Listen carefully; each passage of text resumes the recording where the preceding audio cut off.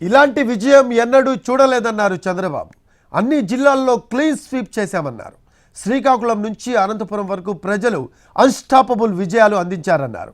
చరిత్రలో ఎప్పుడూ లేని విధంగా కడపలో 7కు 5 సీట్లు గెలిచాం.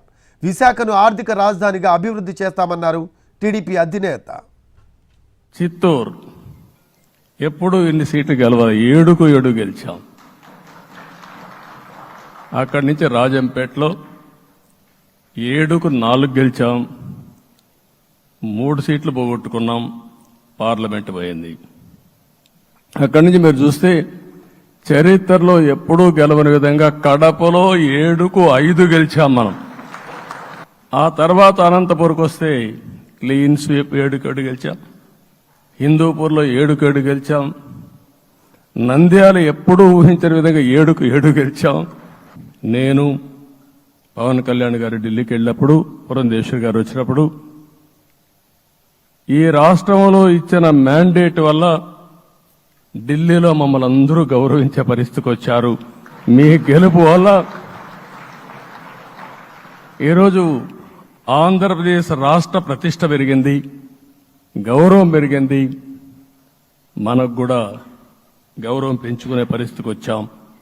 10 సంవత్సరాల తర్వాత మన రాజధాని ఏదంటే చెప్పుకోలేని పరిస్థితి. ఇప్పటికి కూడా మనకు గుర్తొచ్చేది ప్రజాప్రభుత్వం. ఇకపైన మన ప్రభుత్వంలో ప్రజావేదికల కూల్చివేతలుండవు. 3 రాజధానులంటూ రాష్ట్ర భవిష్యత్తు ఆటలాడే పరిస్థితి ఉండదు. మన రాజధాని అమరావతి, అమరావతి రాజధాని.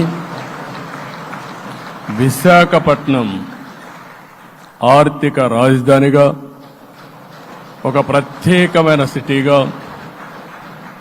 ఆధునికమైన నగరంగా తయారు చేసుకుందాం. గవర్నమెంట్లో ఏముందో ఇప్పటికి తెలియదు, ఎంత అప్పు ఉందో తెలియదు, ఎక్కడెక్కడ తెచ్చారో తెలియదు.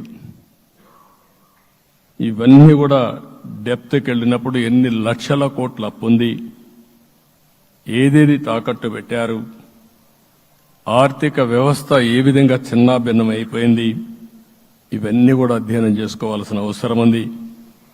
ఇరిగేషన్ రంగాన్ని పూర్తిగా నిర్వీర్యం చేశారు. రాష్ట్రానికి అతి ముఖ్యమైన ప్రాజెక్టు పోలవరం. కేంద్రం క్లియర్గా పోలవరానికి సహకరించారు. నాకు ఇప్పుడు కూడా జ్ఞాపకం ఉంది.